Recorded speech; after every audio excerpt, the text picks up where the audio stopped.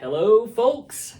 Welcome back to another episode of the Redeemed Marriage Podcast.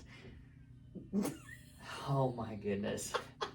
She found little toys to play with. There's buttons on this thing that are so fun. I never knew what any of them meant. Well, see, yeah. You didn't tell me on purpose because you knew I'd play with them and have too much fun. Yeah, There's don't. One that makes your voice sound like a chipmunk, but I don't know what that one is. Oh my goodness. So, all right. That's our rewind button because we need to rewind this joker. My name is Rusty Bryant. I don't know who in the world she is. I'm Heather Bryant. It seems like she might be my wife. Maybe. I'll let you guys know soon. It's been a fun day. I'm in a great mood. Yeah, you are. Mm-hmm. I'm glad. So we are, this is the Redeemed Marriage Podcast. I think you probably know that. If you are listening, you found us. And so, okay, I said I wasn't going to say this, but we're trying to incorporate video more into what we're doing, because a lot of you came on our survey and said that you wanted to see video. Mm-hmm. So we're going to do some things over the coming months. We've been saying that, but we finally have this incredible studio podcast, and so Cassie on Design she's the one. So yep. go check her out. But she has redesigned our entire studio. So we have this podcast studio upstairs where we also have a space to do some video and stuff. But we're going to try to video and record our podcast just as it is in the audio form, but we're going to put it on YouTube. And we're trying that today, but we're still playing around. We're going to have to get some audio equipment and stuff like that. That can hear us real good. So here's why I'm saying all that. If you want to go to our YouTube channel, theredeemedmarriage.com, go ahead and subscribe, because there's going to be stuff coming. And it might be that this podcast is on there. Yeah, maybe. But maybe not. And you know what I just thought of? The people can't watching hear the that. video, they can't hear that. No, they can't. So they missed that completely. Mm-hmm. Sorry. Yeah, they're probably like, what is she happened? doing? Why are y'all laughing at nothing? Anywho. All right, but it has been a good day because we are actually recording this on Easter Sunday. Yeah. Which is part of the reason why we have chosen the topic that we've chosen for today. And we wanted to just be able to answer the question, is there hope for my marriage? And we feel like a lot of people tune into us because they are looking for some hope, and they want to hear something that's going to give them some sort of a lifeline to, is my marriage going to even make it? And so we've been thinking about it a lot over the last few days. A lot of social media posts just kind of dealing with, how you can go from the worst of the worst to this just new marriage and the hope that there is in that. And so we wanted just to be able to talk about that today, and we really don't have a script. If you are watching this, you're seeing Heather turn some pages and stuff, but I think it's just your notes from your sermon today. Yeah, it's my sermon notes, because there's one quote in here that I want to, at some point pull out. Right. Whenever. And that's the thing, sometimes we do have, hey, we want to tell you the 5 things that you can do to, whatever, but today we're just talking. Yeah. And the reason why we're just talking is, Friday was Good Friday. And we started just thinking about the words that have to do with Good Friday. And so much of, if you just try to describe what happened on Good Friday, which is obviously for those of us who are Christians and believers, it was the crucifixion of Jesus.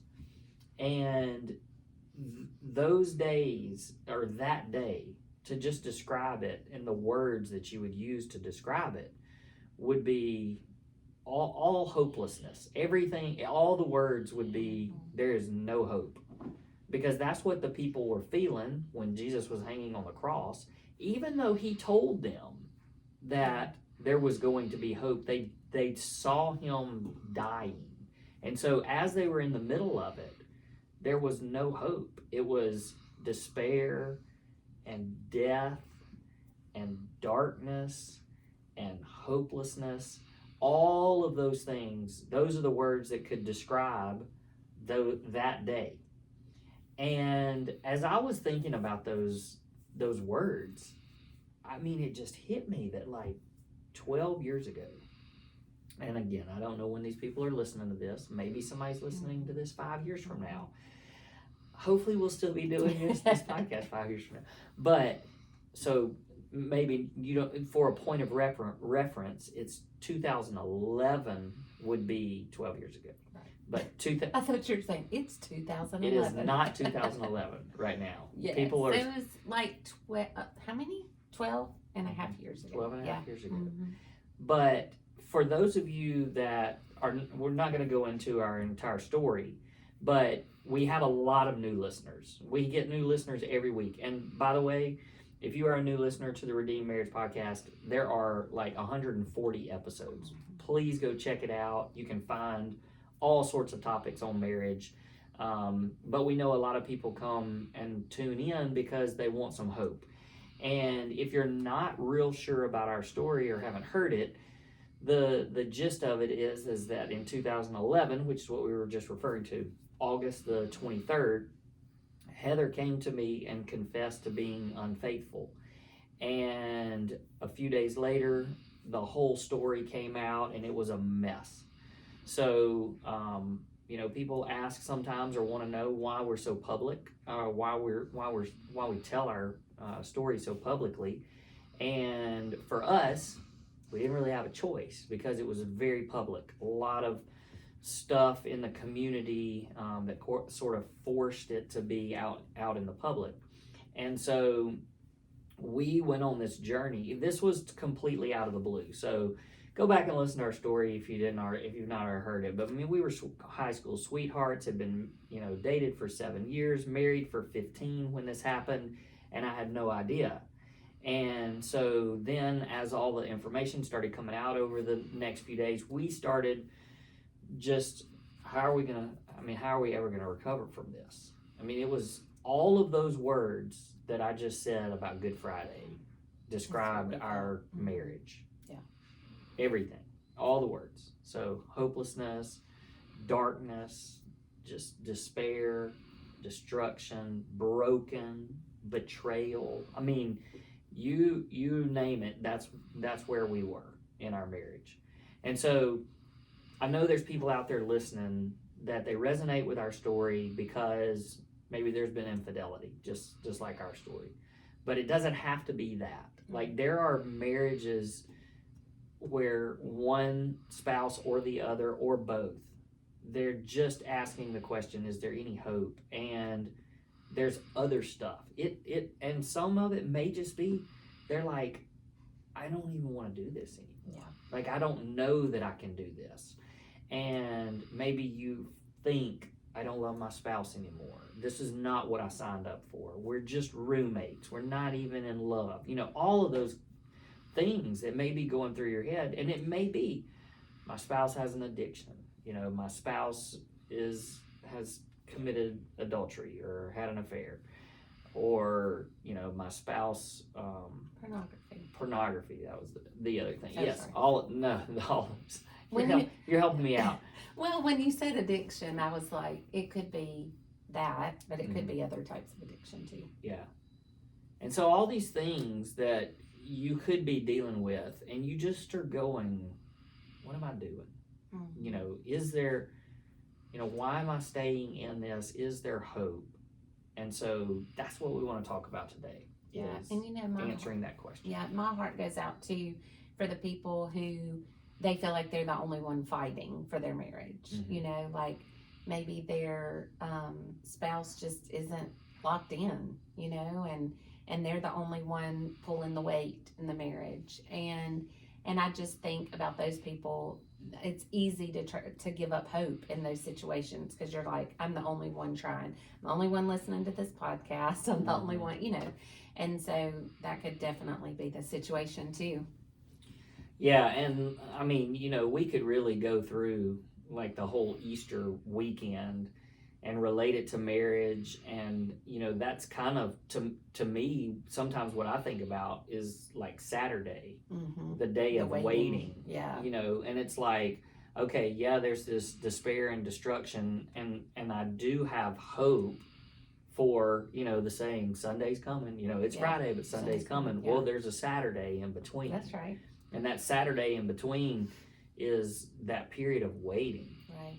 And what do you do in that waiting period? And of course, that's a whole nother episode in itself. Right. Which we have done that before. You can go back and look for those. But and maybe we need to revisit some of that stuff. But what we want to do is we just want to talk about how if you feel like you're stuck in that Good Friday spot and you feel like there's no hope, is there hope? And why is there hope? And why have hope in the midst of the turmoil and everything else that's going on in your life and in your marriage? So what I was thinking about throughout just trying to process, really just as Good Friday hit and thinking about all of the negativity and the destruction and the hopelessness and all of that, and then trying to get to a place where it's like, well, is there hope for all these marriages out there that are going, what do I do? And the reason why we are so adamant about sharing our story is because people need sometimes to see hope before they have hope of their own.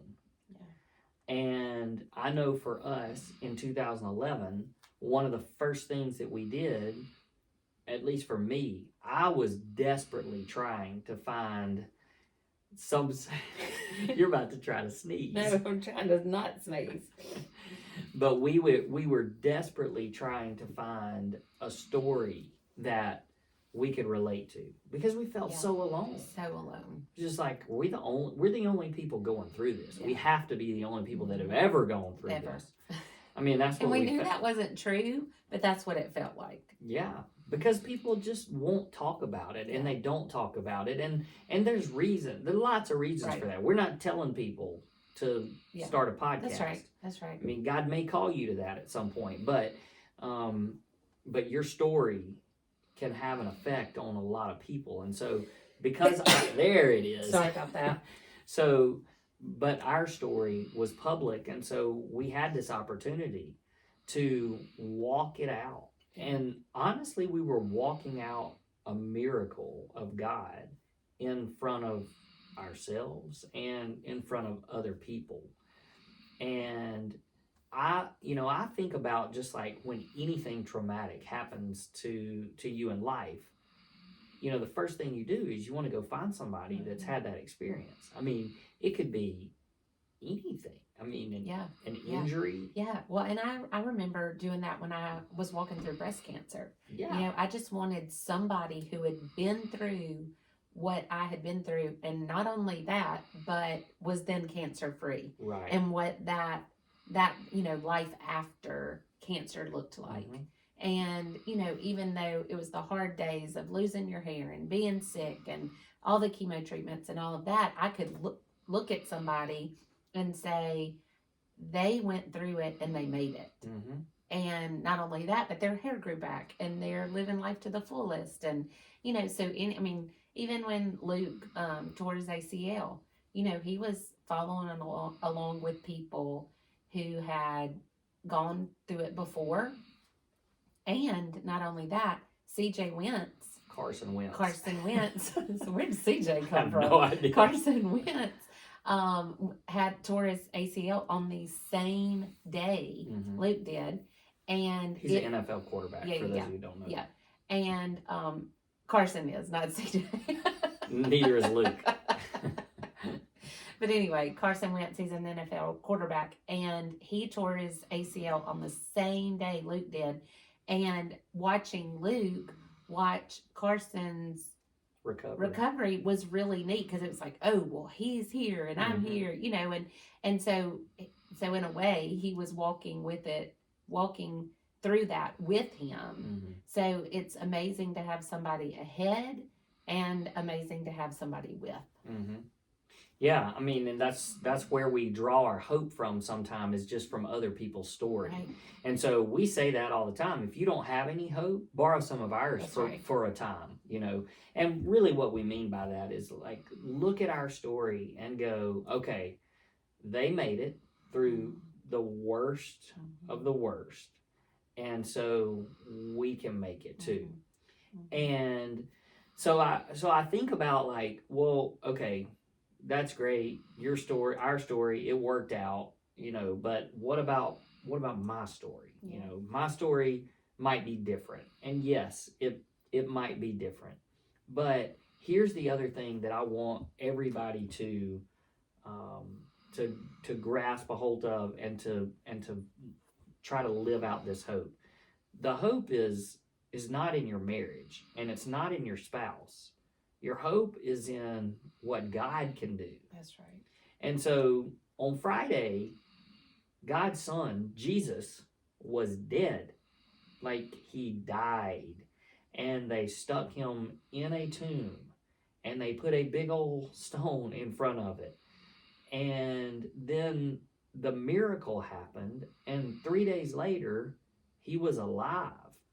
So God is a God of miracles, and he's a God that brings dead things back to life. Yeah. And he does that in individual lives, but he also does it in marriages. Absolutely. And we see it all over the place.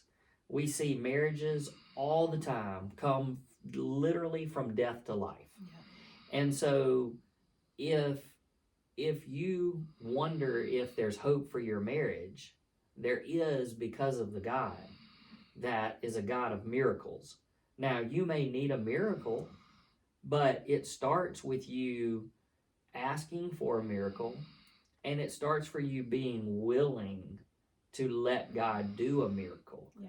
Because I think that so many people, they're like, okay, yeah, you know, I do think, you know, God can do something, so I'm going to sit back here and just let him go with it, you know.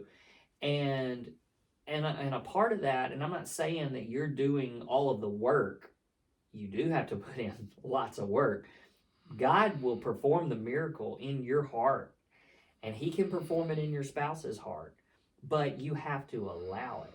And I remember when we went to our marriage intensive, that was one of the first things that they asked us on the phone. Like, even before they let us go to the marriage intensive, they literally asked each one of us separately, are you willing to allow God to work a miracle in your marriage? And I mean, I just think that there's people out there, they may say that, but they don't, not really. Yeah. I mean, they say it, but they don't believe he'll do it. They don't believe it. And I'm telling you, people, if you are in that spot where where you feel like there's no hope, you got nowhere else to turn. Like, turn to God, because he is a miracle worker. And here's the great thing. Our pastor talked about this today when he talked about miracles. He talked about how when some people ask for miracles, quite honestly, they ask for stupid stuff. You know, I mean, we ask for things sometimes, and God hears them, and God can do all kinds of miracles, and he does. He's still in the miracle making business. But you read through scripture, and I can tell you one thing that God is for all the time. All the time, he is for marriage. And he wants your marriage to be a correct picture of him. He wants it to point people to him. He wants your marriage to be successful. That's why you have a covenant. That's why you come before God and you commit and you say your vows. And God wants that He wants your marriage to stay together. He wants it to be. So as you're praying for this and as you're believing that God can do it, it's not like you're believing that God's going to send you a new Ferrari, like our pastor said. You're not praying for a new Ferrari. You're praying for your marriage. Yeah. Now, there's also roadblocks there. The roadblocks sometimes can be your own heart, but most of the time, if you're believing and you're praying for it and nothing's happening, then the roadblock can be your spouse as well. Because obviously, the successful marriage is not going to happen with just one spouse. And so that's when you start praying. You're believing for a miracle, you have hope, and then you start praying for a miracle in your spouse's life and in your spouse's heart. Yeah. Now, what about that couple? What about the spouse that's going, I am doing that, right, and nothing's happening in my spouse's heart? Right. Well, the first thing that comes to mind is that there's Saturday. I mean, the waiting, and that's hard because you're like, he died on Sunday night and Friday night, and there's death there, and that waiting, it's not like in the waiting they were celebrating. They hurt through the waiting. There were tears through the waiting. They were crying out in the waiting, and they were waiting for God to do something big. And so I think a lot of times it is just waiting on God to answer, or waiting on God to change the other person's heart. And when you were talking, I was thinking about how sometimes we ask for things that we would think God would want. I just think about our boys and praying that they would end up at the right college, and we want something good for them, and we are like, He's a good God and His character is good, so surely He would want this good thing for our child, or surely He would want this thing. But then you're like, maybe that's not in His plan. Maybe that college that we think would be wonderful for our child, or that girlfriend, or that whatever that we're praying for, that we think would be wonderful for our child, but maybe that's not in God's plan for him, and we just think it is. But that's not the case with marriages. There's not going to be a time, unless, of course, we have talked about abuse, habitual sin, all of those things. We would never tell you to stay in a marriage like that. But in the marriages that are just stuck and can't get anywhere, He wants to work on miracle there, because that's His desire, and that's His design, is for marriages to be, it talks about it being like the husband, help me, the bride of Christ. Right. Sorry. I don't know. You just threw me under the bus because I didn't know where you're going with this. Sorry, you're supposed to be able to read my mind. But like He cherishes marriages, and like you said, we are under covenant with Him as a couple and to our spouse. And so you never have to wonder if God wants to save your marriage. Mm-hmm. But then, and there's that flip side of that too, where you say, well, you're waiting, and what's God's plan, and what's in God's timing, all of that. But there's also just the reality of sin and human choice. And so, you may be watching your spouse just do stupid stuff. And not choose Jesus. And not choosing God. And God may be trying to work a miracle in his or her heart. Sure. And the spouse is just rejecting it. Now, does that mean that that's going to continue forever and ever? Well, that's our prayer, and that's your hope, is that God can work the miracle in His time. Right. Well, and God is the only one that can change somebody's heart. Yeah, the whole sermon today, it started off with, what is a miracle? Well, a miracle is, if this thing is going to happen, then God's got to do it. Yeah. That was the quote. Right. And I wrote it down because I was like, yeah, that's exactly what a miracle is. And so many of you are right now, you're in your marriage and you're going, all right, if this is going to work, God's got to do it. Mm-hmm. But He can. He can do it. Right. And then I think beyond even that, where people kind of get to a point is, do I even want God to work? Like, you just get so stuck and frustrated in where you are in your marriage, and you just think, do I even want God to work a miracle? And maybe it'd be easier if that miracle didn't happen. yes, and maybe you're even at a place where you're like, well, God has worked a miracle to where we've been able to forgive each other and we have reconciled, but the miracle that needs to happen is that we actually enjoy our marriage. And I think a lot of people get stuck here because it's like, yeah, we stuck it out and we're sticking it out, but there's no intimacy, there's no physical, spiritual, emotional, there's no connection. And it's like, God needs to work a miracle in that area too. Right. And so, as you look at our story, what I want people to see is not just, man, they made it, you know? I mean, that, you know, there was betrayal and unfaithfulness and infidelity, and they decided to stay together, and they've made it 12 years. Hooray. Right. But that's not who we are. And that's not the end of the story. No. And the thing is that God's still writing our story, which is amazing, because we have two amazing boys that have gotten to journey along through us, and that hasn't been easy for them either. But journeying along with us and knowing that our God is a God of miracles because they've seen it walked out in their mom and dad's lives.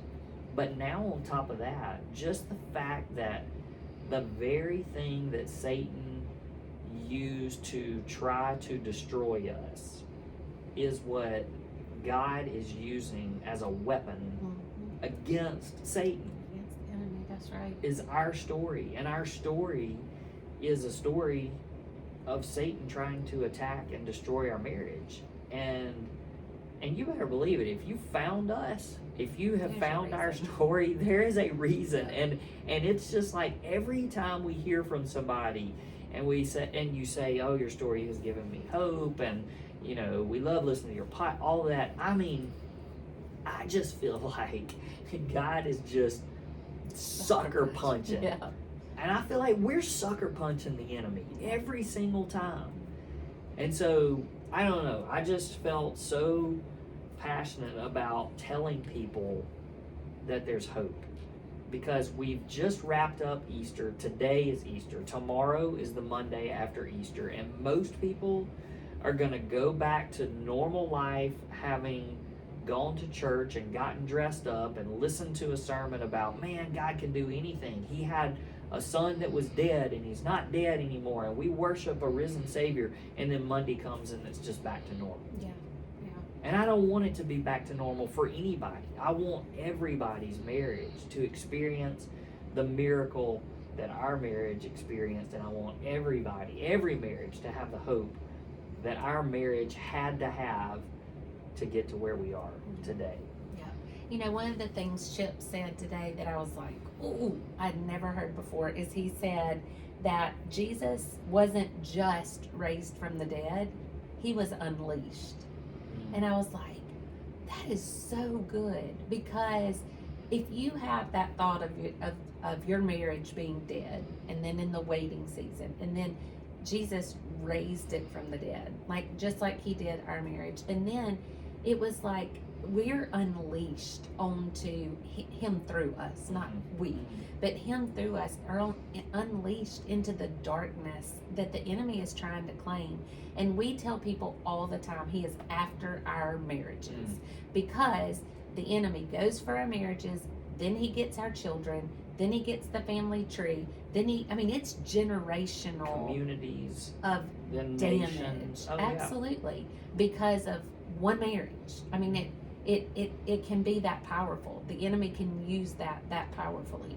But the fact that God can can redeem that and restore that and wants to say, not today, Satan, and you're not having this marriage. And that's what I want people to hear and to claim. Like, you're not having my marriage. Like, you are not having my marriage. Yes, we may be stuck. Yes, I may be praying that for something that I don't even see in my spouse. Maybe it's, I don't even know if my spouse's heart can be changed. But I'm going to tell you, I know that God can change the hardest of hearts because he changed mine. And that's hope. I mean, if you're listening and you're like, my spouse is never going to change. If God wants to change their hearts, he will. And he can. And he can defeat death. And he can defeat the darkness. And so keep praying for that. You might be in Saturday, but Sunday's coming. You might be in Friday, but Sunday's coming. Like, all those 2 days leading up to the biggest day that as believers brings us the most hope that anybody could ever want or imagine. You know, we did a episode not too long ago called "Why Didn't God Stop the Affair?" And you know, there's this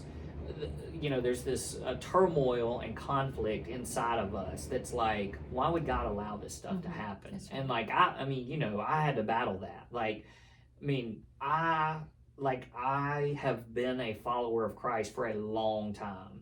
Never perfect, obviously, but even during all of this, I was doing my best, failing, but doing my best to be a follower of Christ. The best that a sinner can do. That's right.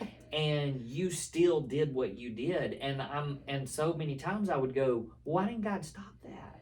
Like, I didn't have to go through that.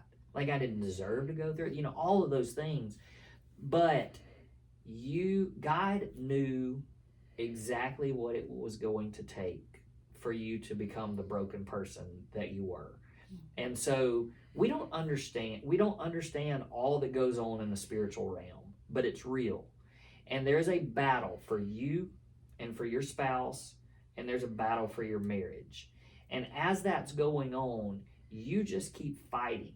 You keep fighting, and you keep fighting on your knees in prayer for you, your spouse, your marriage, and let God battle, because there is hope. And the last thing I want to say, did you need to say anything before closing? The last thing that I wanted to say is, you guys, I mean, we have heard so many people that have said, well, I don't really want to share what I'm hearing from you guys because then people think I have marriage problems. Yeah. And here's the thing. We don't ask people to share our podcast or social media stuff or videos or anything like that. None of it is for us. It is because we want as many marriages that need to hear this message of hope, we want them to be able to hear it. And I'm saying that because you may be scared to step out and share that you're aware of this story because somebody might go, oh no. I wonder if that's their story. I wonder if they must have gone through infidelity. And what I want to challenge you and encourage you is, you may be the access that somebody needs to get some hope. And so just by you sharing, sharing that you know of the redeemed marriage, or you know of a story with somebody, you might be the reason that they experience hope, because you're able to pass that along to them. So don't be afraid. Don't be afraid, because we're not just for marriage. This is not a podcast for marriages that are going through infidelity. This is for every marriage, and every marriage needs hope. All right, so pass it along to somebody that needs it. Hey, thanks for listening. Sorry we went a little bit long today, but most of our followers and our listeners are going to be, go long every time. Hey, thanks for listening. We just want to make sure that the story of hope for marriages gets in as many hands as we can get it into, or ears, I guess you could say. All right, so thanks for listening. We'll see you guys next time.